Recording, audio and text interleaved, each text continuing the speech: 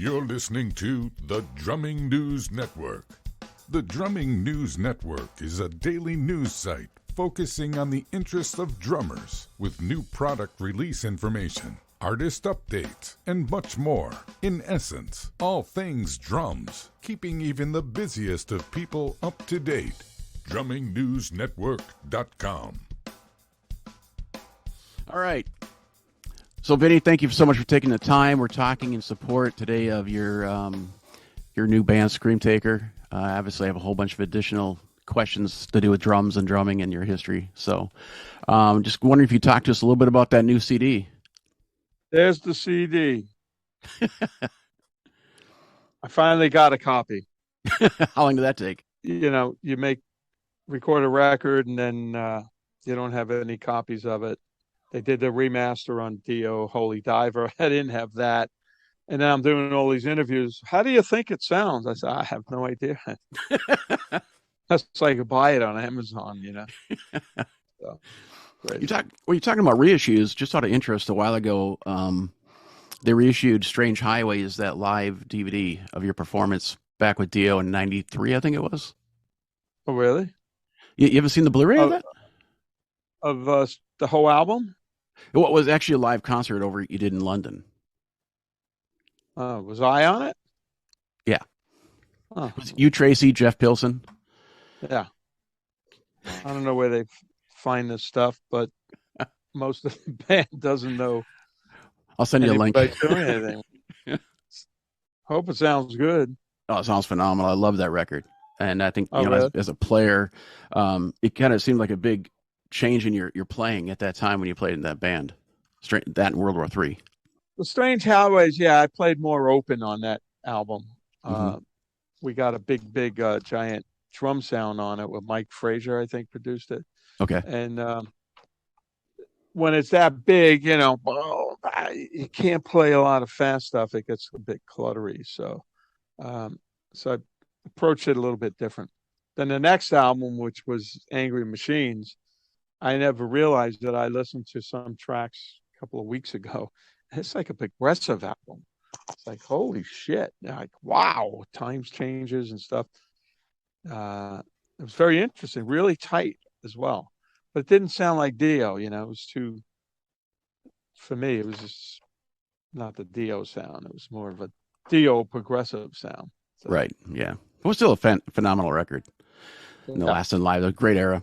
But they're also re-releasing Heaven and Hell and what was it again? Mob Rules. Yeah, Mob Rules. And that's coming out next month.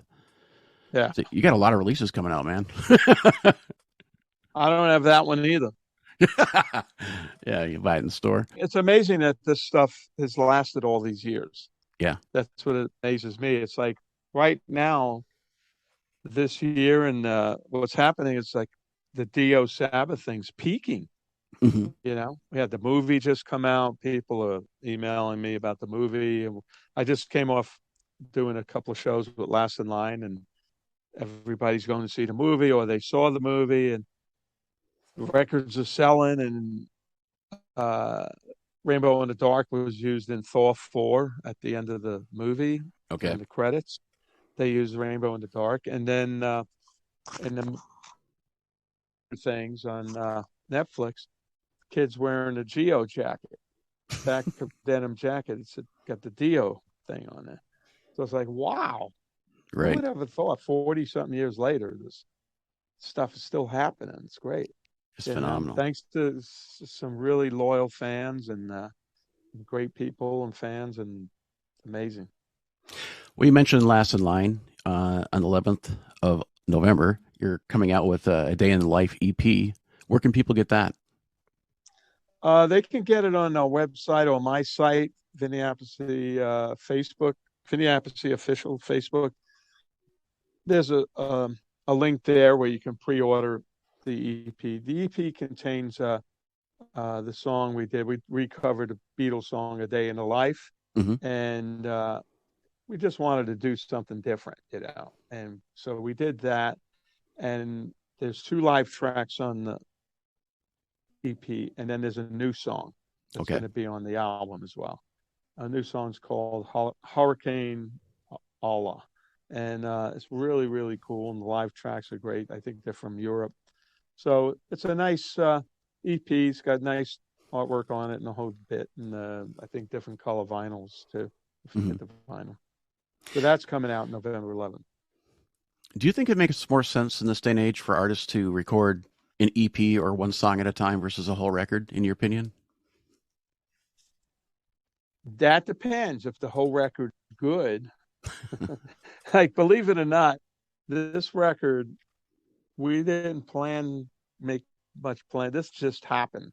And if you listen to the whole thing, it's some really good songs on there. And so if the songs are good throughout the whole record, then people like to have all the songs in one go, So I'm old school, so I would say that I would go with the full CD thing. Hmm. How did the EPs used to be meant for just we're not ready for the album yet. mhm. We had an EP Dio intermission, and that came out, and it's kind of to kill the time in between albums almost. Right? Tell me how the Project Scream Taker came together. Well, so anyway, so Jim Crean, he sang with us on some of the live shows Carmine and I did. Hmm. And what that's all about is we call it Drum Wars, and we have two drum sets on stage, and we have a band, and we play all the music from our history Hmm. and some drum bits in between, some little battles and stuff. But it's more of a rock show. It's not a drum clinic. It's not a drum show. That's so much uh, to say. And one show we met Jim Crean, and we really liked him, and he looked weird. He looked scary, and he sang great. So then he started singing with us on all the shows. So we used him all the time. Then I played on he did a solo record. I think he did two solo records, and I played on uh, a lot of both of them. So Okay. did Karma. So, so we're always in touch. And then Jim said he's working with this musician, Stefan Hound from France. He's a guitar player, really talented guy, plays keyboards. And they were working on some tunes, and then he started playing them for me. So we all put our heads together, and it was just like, let's do a couple of songs. So we did, and it came out really, really good. And so we kept doing it until we had, 12 songs. I don't know what's on there, 11 or 12 songs. And then his friend owns Deco Records. Was that it? Deco? What the? Deco. And and he wanted to release it. So Hmm. we came to an agreement, and we got some artists to do the artwork. I came up with the idea, maybe like the 50s kind of screaming horror movies and stuff like that. And then the name just came. They wanted to call it Vinny Appice Scream, and I don't like to be called anything. I'm a team player. I like to be in the band. Okay. It's more mysterious. I don't like Vinny Appice Scream. Like, I'd rather not do that. So we did Scream, and somehow Taker got in there, and I said, "Well, that sounds good." And so this came together very naturally and very organic. We just built it up, and now we're doing press. We hope to maybe do some dates next year. Okay. Because the album is getting some good reviews and people liking it. And I recorded the drums here, Oh, which is really? great. They're really raw. I get a good drum sound here. I know what I want to hear, and I'm able to really get into the songs because I'm running the software from a wireless keyboard back there. Okay. So I listen to stuff like that. I mean, like last night I was recording a song for this friend, and I must have spent 35 minutes on just a 2-bar intro with the drums. Hmm. Boom, papa, boom, boom. 1-bar intro. I go, that doesn't work. I try all stupid things, and let me try this, and then finally something will hit. Hmm. But it's great. I have that control in the Right. studio. Somebody would be behind the glass, and I'd be going, "Let me do it again. Let me do it again. Let me do it again." And sometimes the mistakes work. Right. play something. Oh shit, messed it up. And then I listen. I go, you know what? That's really cool. It's something I wouldn't do because it was a mistake. There's a bunch of mistakes. There's on every album I've done. There's been a mistake. So what's the most Where- universal mistake that people think you did purposely? You know what? I'd have to review it.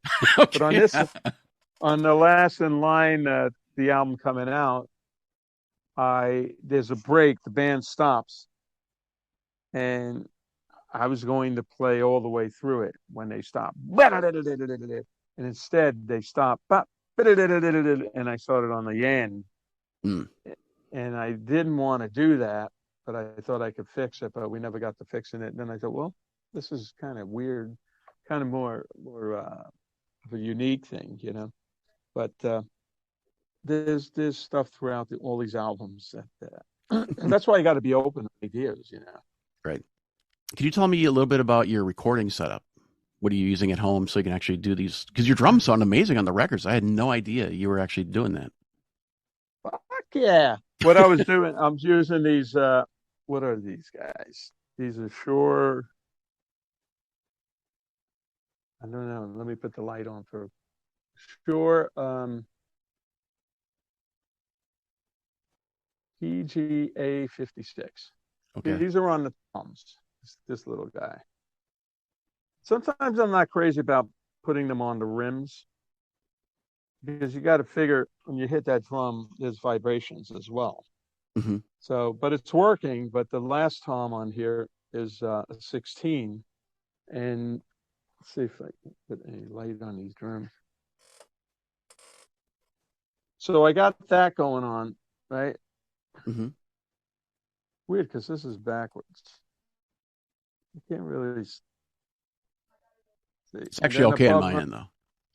Yeah, as you see, there's overheads. Those are Samson. 2 condenser mics. There's one on this side. And then I'm just running, where can I get that? Back there, there's 2 Focusrite units. Okay. That's it. 16 inputs. And then on the bass drum, I got one of these low sub bass mics. And I got the head on, and then inside the bass drum, if you could see that, there's a 91 flat mic. Okay. That's what that set up. And these are Sawtooth Drums, which is my friend's company. He has a big online business selling all sorts of musical instruments and stuff. Okay. And I got drums everywhere. There's drums up there. There's drums over there. And that's only some of them. The rest of them are in the garage. I had to start getting rid of some of this stuff. Crazy. So that's what I use. And then I got 2 AKG room mics back here. Those are condenser mics as well. Okay. And I just know what I want to hear. I want the drums to just be bam, you know. A lot of times I go in the studio and they mic the drums with, 4 mics on the bass drum and all these mics, and it's like it still sounds tame to me, you know. And this is, I'm just getting a really good sound in here. And then the guy who mixed the album, Marty Dillon, really has a knack for drums, and he left them pretty raw. You know, I told him he was gating them a little. I said, no, let them ring a little bit. You know, that's fine. Years ago, they didn't really use gates, you know, on the old Zepp albums and all that shit. So that's the trick to recording. It's knowing what you want it to sound like first. Okay. And then getting the sound, you know, because a lot of guys don't know what they want to sound like, and then they record it and it's whatever the engineer thinks it should sound like. So when you record your own drums, a lot of times communicating that to the producer is really difficult. How do you communicate that to the producer in a way that they will actually honor what you want as a drummer? Well, see, like this is, I would say, our band and my band. So this is what I want, Mm-hmm. you know. And Artie, the guy who produced it, he plays guitar in the band with Carmine and I. Mm-hmm. So he's played with me. He knows how loud it is, and he knows my attitude, and just trying to kick the shit out of everything, and so he knows that. So he gets it, he gets it right away. But I just tweak it a little bit. So you know what? Crank the bass drum up a little bit more, and do this and do that and do that. So with other things, if it's a session kind of thing, I can't really call all the shots for the drums because they have something in mind. So I'm open to that. That's okay. But, Okay. The other thing a lot of guys mix is they don't put the bass drum up. Bass drum's too low. Listen to this album, the bass drum's in there, kicking the bass. Same thing with Last in Line records. And that's important. It's because a lot of guys are into the snare drum thing, I'm here to tune 4 or whatever it's doing. I mean, imagine Led Zeppelin without the bass drum up in the mix. Right. Immigrant Song, bop, bop, with no bass drum. Right. So bass drum's a big part of the music. So a lot of guys run into that. Speaking of that, your Kill Devil Hill work sound, your drum sound for that record, well, those records sounded really good. Yeah. That was first record was Warren Riker, who worked with Rex Brown from Pantera. He was the bass player in the band. He recommended Warren. So Warren got a great, fantastic sound on the drums, and the album overall is really heavy, and he's got a good sound on it. Second album was I don't even remember. The album. That one sounds good too. I don't know if we did it ourselves. I can't. I don't know. But like with that band, Rex Brown's got a sound. He's got a pretty badass bass sound, and growling and low bottom end, and he knows what he wants to sound like too, and I know what I want to sound like. So it's easier for the producer to take that and get a good mix on, Well, I noticed a big significant sound or a change in your sound during the World War III record. To me, that's a monumental record. I think it's amazing. You and Jimmy Bain are probably one of the best rhythm sections in the history of rock and roll. Thanks. And as I understood it, you recorded your drums in another room upstairs, but the mics were actually kind of open, and you only used a few mics. Is that correct? God, shit, I don't know. I can't even that. Sure. It sounds right. That was Mike Slamma who produced that. And that was a fluke because Jimmy called me and said, "Hey, I'm in this band, man. You'd fit perfect in this band." Oh, really? So he sent me some tracks, and I went, "Wow, this is really good. This is cool." And I had to learn them really quick. And then we went into some studio, and that sounds like something we did. So I can't remember that. I should be taking pictures, for all this stuff. Yeah. Recording. But that's a great album. Mike Slammer did a great job. Yeah. And the drums are up front, Well, I love your intro. Like the Humanizer. Oh, yeah. No kidding. Drums are fucking boom right up front. That was Mac who did that. We got fantastic sound. So. Well, also like your song "Drive Me Crazy," your use of triplets. Oh yeah, dude, you are the king of triplets. Can you talk to me a little bit why you love triplets so much? It's just certain riffs. I like to develop. I'm only one bass drum. I don't play two bass drums, so that's triplets are easier to get them faster.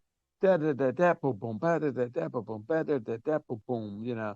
And I don't know. I just feel what I do is to come up with something, and then I'll go, "That's cool," and I'll keep practicing it until it becomes part of me, and I know I can throw it in anywhere. So there's also similar things with 16th note. That shit. And now I got a different one where I'm just playing it more in the toms. I saw Bonham do it. I went, that's a cool riff. And do it fast. It sounds really cool. So I try to get these licks down so they're part of me. So it's kind of in a tool belt of different licks you can throw in, never be without some sort of fill or whatever. So, but I feel all this stuff. I don't just throw stuff in these songs. I get in when I record a song. This goes way back from Sabbath to Dio and all the bands. Get into the song, like almost like painting it. Mm-hmm. I don't play on top of the song. I like to play inside the song. Right. Make it like a real part rather than keeping time and beats and stuff like that. So that's just the way I hear it. I smoked a lot of pot during not anymore, but back in the early days.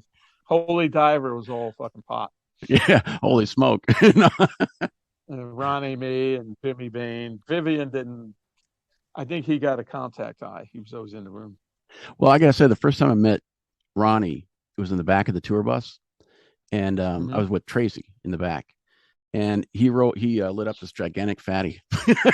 So, yeah. He was just like, oh, it was funny. Yeah. It didn't seem to faze him, but really relaxed. No, we smoked a lot of pot. Then eventually I started studying computers and shit in the early 2000s, but I couldn't remember what I read. I was reading it going, then I'm sitting there going, what the hell did I just read? Like, my memory was like, so I had to go back and reread it, pay attention.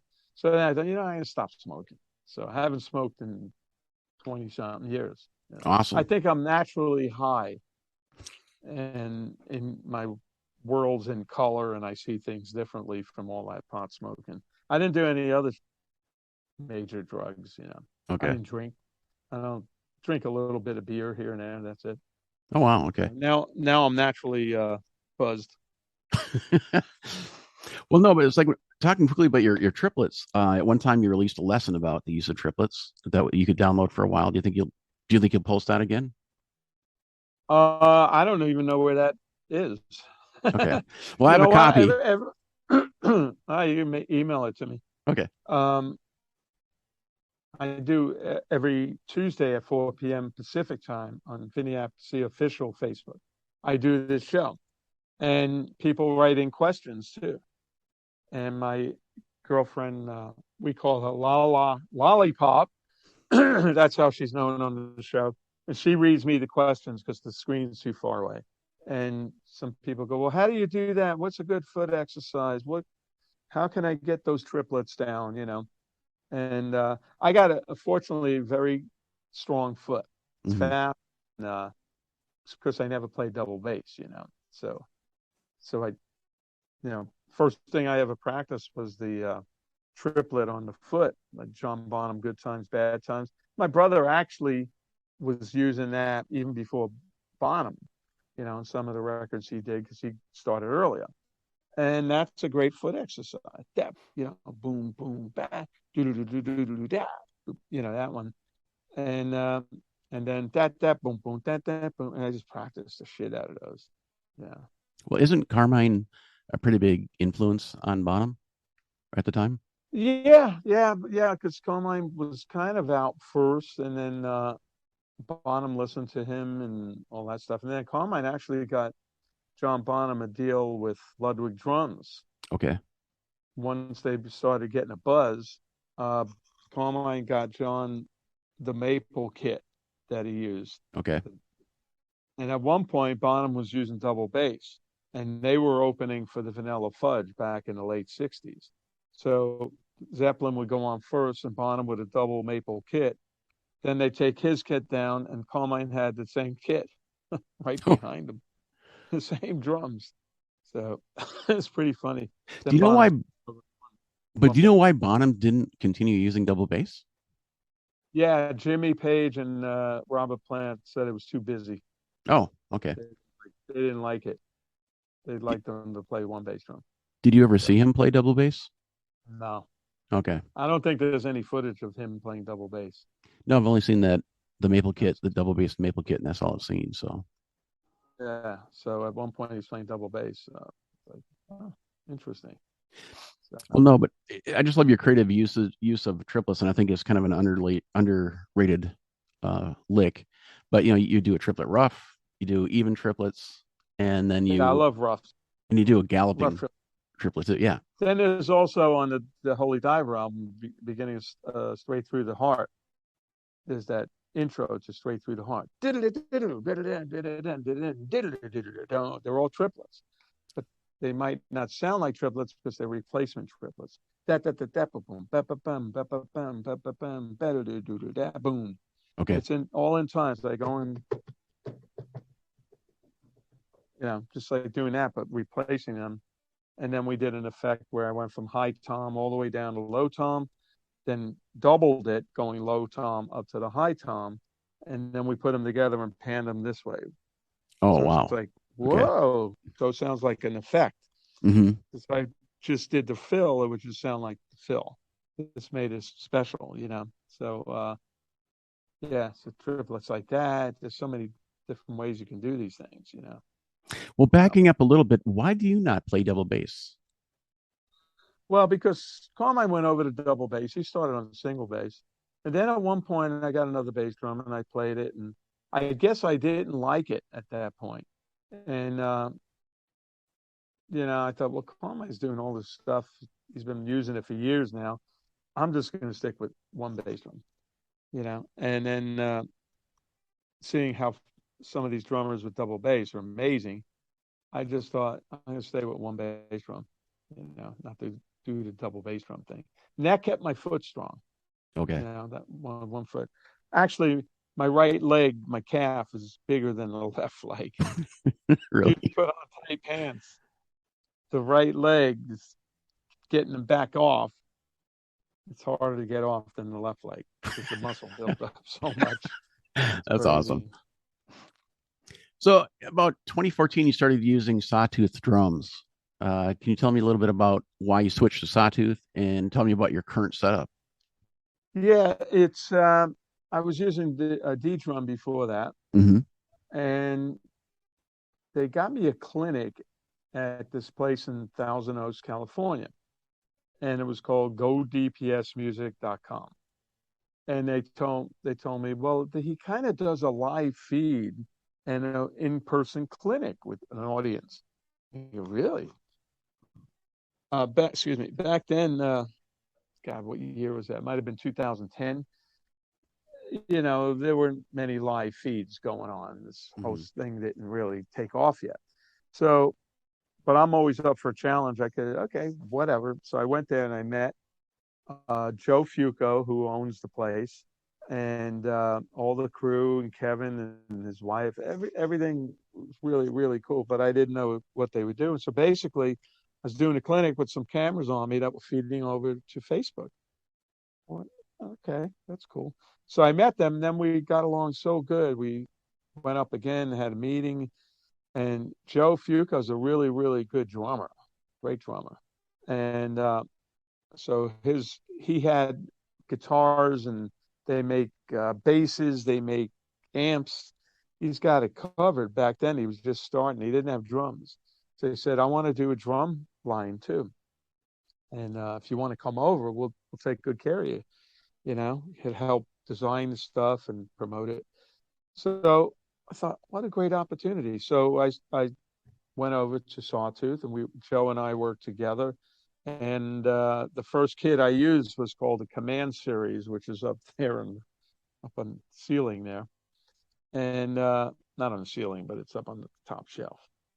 And those were poplar wood.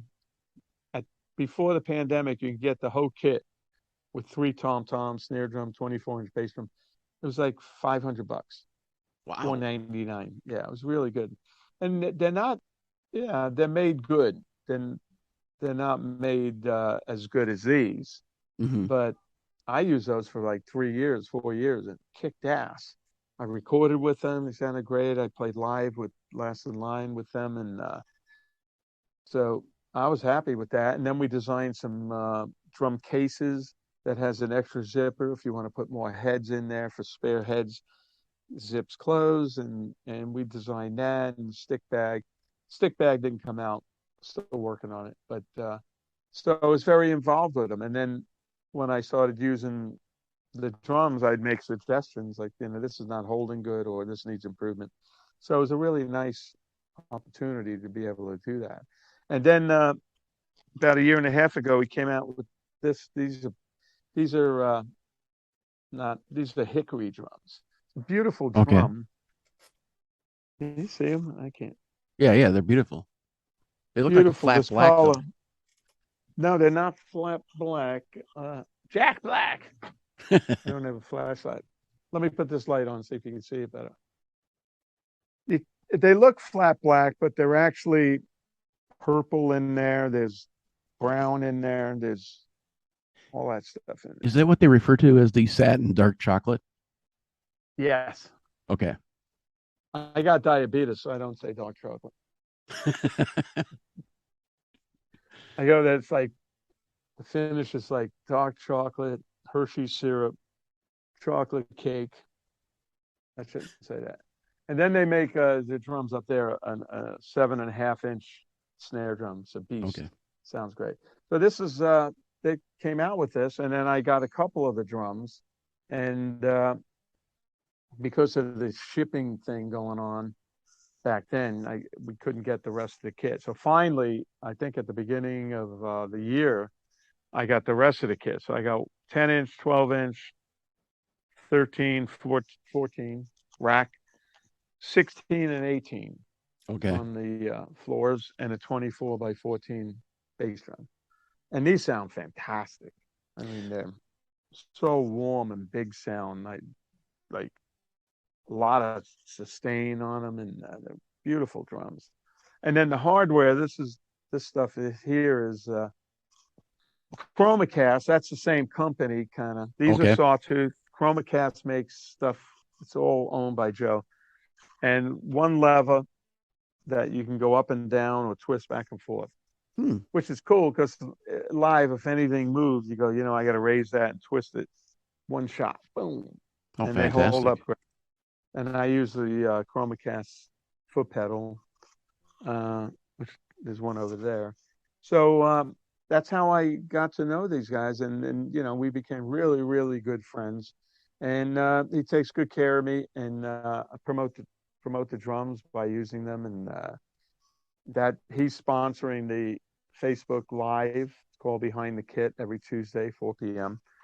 And getting a great response with it, So these just gorgeous, these drums, beautiful. Well, the promo video you did for the Hickory set, that first Hickory set you had that is out on promo right now, it sounds amazing. Yeah. Just sounds beautiful. Which one? The silver drums? No, it's a natural wood. Oh, okay. Okay. That's the other one. Yeah, this comes in natural, like maple color too. Okay, With the shine. These are flat. Okay. These look meaner. I totally look like you. If they look meaner, that's me. The other ones are gorgeous, but I wasn't crazy about it for me. Yeah. Well, they're a 6-ply shell with a double 45. Tell me about the shell construction now. Is it hickory or whatever material is the whole way through, or is there a mix? It's hickory, yeah, all the way through. 6 plies of pure hickory, no filler, no preservatives, no GMO. It's 6 plies, right? And each drum has 45-degree angles on the bearing edge, which at first I thought, well, what does that mean? Then it was explained. Most drums have an edge, and then it goes like that, like that. And there's a bearing edge. Yeah. These drums are like a triangle on the top. So the head sits on there and allows it to sit really, really straight, and it gives it a lot of tone. So, and these lugs are all solid steel and die-cast hoops. Okay. You take the hoop off, it weighs a ton. It's like really, really well made, So it's got a great sound because of the double, bearing edge, top and bottom. Do you know if that double 45 peak is in the center, closer to the outside or the inside? I think it's right in the middle. Okay. All right. I think I could be wrong. I would think it would be right in the middle. Are the shells made to his spec somewhere else, or are they made in house? No, they're made in China, of course. Okay. Like everything else. I'll show you some. So you're never shown Yeah. before. We get a This tour of here. the house, man. It's cool. That's John Bonham's drumstick. Well, I No, no. can't see it. Hang on. No, that's not. What the fuck? Where's the camera in this thing? There it is. Oh, the This is drumstick. John. That's his drumstick. That's your reflection in the glass. Yeah. This is his drumsticks, and it's used. Where did you get He that? played like this. He played like this. He played with the tip. I don't play with the tip. I play the other way. Right. But he right here it says John Bonham in script. That's all it says. Where did you get that? I got that a long time ago. In Europe, I think in Spain, this girl I met said, "Hey, you want this?" I said, "What is it?" John Bonham's drumstick. This was in the 80s, so Bonham was still alive. Okay. So I said, "Yeah." So I took it and I kept it in my drawer. Actually, it was in the sock drawer for years. It was just sitting in my drawer. And then when I bought this house, I got a divorce and all that stuff. And so this house, I thought, what, I'm going to get it mounted. That's so special, that thing. Completely. So there it is. That stick, I verified it with Jason, his son. So we've done, we run into each other here and there. I said, listen, I got the drumstick. I took a picture of it too. And I said, it's just got John Bonham written in script. There's no name in it. Is that his stick or is this something else? He goes, no, that's it. I showed him the picture. So he kind of verified that that's really his dad's stick. That's really cool. Pretty cool. And then I got, excuse me, Ian Pace. We did a rock camp together. I do a lot of these rock fantasy camps. Mm-hmm. And Ian was a guest. So I watched him play. It was great standing there watching him. And then I said, can I have your sticks? He goes, yeah. Gave me the sticks. I think he signed them. I got to look. And that's it. The only other sticks I'd like to have is Buddy Rich. Okay. That's it. I'm not a collector that much of. Yeah. But you're not using Vic Firth anymore. So who are you using? I'm using the Chromacast. What is this? Chromacast makes the sticks. Okay. It's a 5B stick. And I'm using it from Sawtooth Chromacast. Chromacast makes them. Get confused with the company. And they're standard 5B, and I play with the butt end. So that works for me. Vic Firth were great. They made such amazing sticks, But he offered me sticks too. I said, let's keep it in-house, keep it in the family, And they make some great sticks too. So that's fantastic. Overall, check their website. They make guitars. They make cajones. Actually, Joe gave me a cajon. I'm not one to play percussion so much. The cajon is sitting back there. And on top of it's my wireless keyboard. I never play it. I said it's a table now. I'm sure he appreciates that. Yeah, because he plays it. He plays it good too. Yeah. You got to use your triplets on that. Yeah. So your standard setup we're looking at pretty much your standard setup, but I got to say during the Heaven and Hell tour, you had the most amazing drum setup, that Silver Kit in particular. Oh, yeah.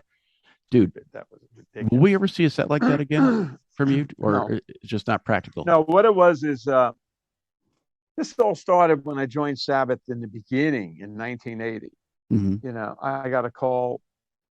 Hey, you want to come meet Tony Iommi at the hotel? They're looking for a drummer. We heard about you. And I was really, the only band I played with was Rick Derringer. So, that was not really big, but I said, sure, I'll come down. I met Tony, went down to the hotel. We hit it off. And I had Derringer albums and a band called Axis, which was a 3-piece band. And Andy Johns produced it. So the drums sounded good. Tony heard that album. He really liked it. he had the album with him. I said, yeah, this is good. This is good. And so Tony invited me to come down to play with the band. So I went down the next day. I met Ronnie for the first time. He's a butler, and Jeff Nichols, the keyboard player. And of course, Tony. And go, what do you want to play? I wasn't a big Sabbath fan. I was like, I heard Neon Nights on the radio 2 weeks before. And I said to myself, the new singer is amazing. Who is that? Ronnie James Dio. Wow. You know, I knew he was in Rainbow with Man on Silver Mountain and all that stuff. But I wasn't a fan of everybody, which was probably better because I went in as a musician.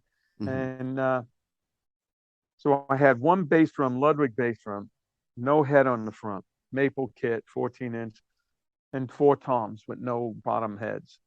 So the kit was so small, and 3 cymbals, which I still have 3 cymbals.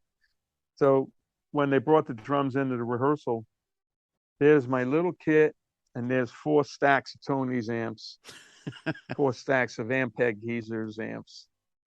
Like, oh shit. So after we played, they liked me, and Tony said, can you make the kit bigger?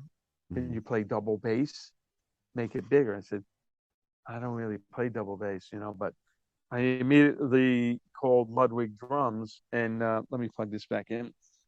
I said to Bill Ludwig III, I said, Bill, I'm joining Black Sabbath. I need drums. I need more drums.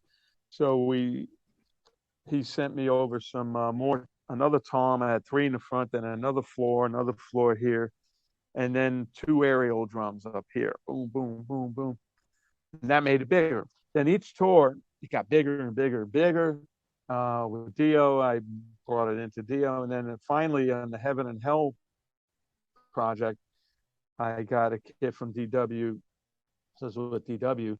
And it had 4 aerial toms, 3 toms, 2 floors. It was pretty big. Mm-hmm. But then the last tour, I went fucking crazy and there were like, how many was it? It was 2 big drums behind me, a bass drum behind me. There was 21 pieces of total of the kit. And I had them up here and had them up here. And then I used to rock them. I could pull them this way. There were 2 drums, hit it, and then throw it, and it would rock back and forth. Mm-hmm. It was the greatest effect for $10. I used to get a bungee cord, thick truck bungee cord at truck stop. Yeah. Put it at the bottom, put them in eyeballs. We put them in eyeballs. And I was able to pull this thing down from all the way up here. There were 2 toms. I hit them, boom, boom. You could hit the pop, pop, pop, pop, pop, pop, pop, pop, boom, boom, boom, boom, and throw it. And the drums would go like this. They wouldn't hit me in the head. We adjusted it. And everybody thought the drums were going to fall down. And even chicks noticed in the audience. Wow, I was going to run up and catch your drum. I said, nah, nah, it's not falling. So that kit was ridiculous, but I wound up playing up here. I wound up hitting it back here. All the ways you're not supposed to hit with your shoulder. And then at the end of the tour, I couldn't lift my right arm. I had to go get shoulder surgery. Mm-hmm. This one still hurts a little bit, but this one was dead in the water. And I was, wow, scary, So I did that, did all the rehab, and I made a comeback. Now it's strong as ever. So I won't use something like that again. And then the kit wound up in my garage, and then I got a call from a broker. They wanted to buy the kit. So it got sold to a German rock museum in Germany. Oh, and that's where it's at. That's great, because what am I going to do with 21-piece kit? We're not playing arenas, and people are already seeing it. So we packed it all up. And actually, it was so big, I had a different tech help me, and actually my girlfriend helped me too. And we're looking at this big poster going, how do we set this up? Which drum is that? And then there's so many pieces. It took us 2 days to figure out how to set it up. And my tech on the tour, Andre, would do it in an hour, Mm-hmm. Because we had to set it up, and then I numbered it. This goes here, number 1, 2, 3, 4, 5, until we got to 21. and then they shipped in cases and it shipped off to Germany. So I'm going to find out where it is, next time I go to Germany, I'd love to see it. So Oh, it was one of the biggest kits out there. Besides Terry Bozzio and Hurt. Yeah. right. It's an amazing set, and I also loved how you constructed your overhead tom frames. The frames for the drums on the sides. Yeah. Those Those were. Yeah, DW made them for me, Okay. and then when we had everything, we set it up at DW's factory, the warehouse in California, all different configurations, what looked best, and then we came up with the one I used, and it was an amazing kit. Sounded great, beautiful paint job. It was looked like chrome finish, but it was paint. Okay. And it's one of the few kits that I make DW drill right into the shell for the mounts. Well, we don't like to do that. I said, I can't stand those hoops. Those hoop things, you hit them, they move. It adds more space to when you try to get the toms closer, they bang into each other. So I gotta have the mounts right on the drum like these. Mm-hmm. Those mounts are right on the drum. Yeah. Way stronger, and doesn't make that big of a difference for the music we played. Mm-hmm. Right. At one point, did you use Slingerland as well? Yeah, I went from my history was Ludwig, then Slingerland, and then I followed my brother to Slingerland. Then I used Tama. He didn't. Mm-hmm. Then from Tama, I used them for a long, long time. Then D drum. Then these guys. Was DWD drum then these guys? Oh, DW, yeah, DW, D drum, and then these guys. So when I saw your Slingerland set, you had overhead toms there as well. I didn't think they offered an overhead tom stand. Did you use Ludwig mounts? No, they were different kinds of mounts that I don't know what I used. Yeah. I think I used stands and two poles at the end of it. Okay. Two different stands, yeah. Then Tama they were for orchestras. They had this wheels, and then two poles in the top, and you can put like a timpani, not a timpani, some sort of a percussion Mm-hmm. instrument up there or something. They had the right stands. So I used those for a while. Then DW made me some. Okay. They could do everything there. Now with Tama, didn't you use Art Star primarily? Art Star 2s, I mean? No, I used Superstar. Superstar, okay. Yeah, because they were just beautiful, amazing sets there as well. But you used the stilt toms too. Did you like the stilt? Where you got that stilt stand? Yeah. I liked it. Yeah, it was something cool when you make them lean in and it looked good, something different. Yeah. So, yeah, that was good at the time. You've been with so many companies. In your mind, what makes a good drum company? Well, first of all, the product, it's got to be, for the music I play, it's got to be sturdy, it's got to be strong, and it's got to sound good. Some drums sound different than others, but the heads have major impact on the sound, obviously, what kind of heads you use. And then support, where, hey, I'm going on tour. Back in the day, why don't you do an ad or two? Mm-hmm. Back then, Modern Drummer or the drum magazines that back then existed, and they supply you with what you need. As an artist, and you're working all the time, you need that support. So first comes the sound, and the strength of the whole kit and the stands and all that stuff. So and then people to communicate with while you're doing your thing. So okay, that makes a good company. That's why these guys Joe is so amazing, because I call him up on the phone, hey, I need some more sticks, and I go over his house. He's 2 hours away, but we go over his house. He's always wanted to film new video, and he's got a little studio there, and we do different projects in there, and he puts clips out. And still working on stuff. So he's just proactive in promotion and keeping the website interesting. Mm-hmm. You know, That's putting up different fantastic. things. I do this stream every week. Michael Badio does a guitar one on Thursdays, same time, and it's really proactive. You know, he's right on top of it. Always has ideas. And very creative. Well, as we're wrapping up here, I'm going to fire off some questions. So we'll do quick answers on these, okay? Okay. When you were playing with Lennon, John Lennon, what's your Mhm. favorite memory of working with John Lennon?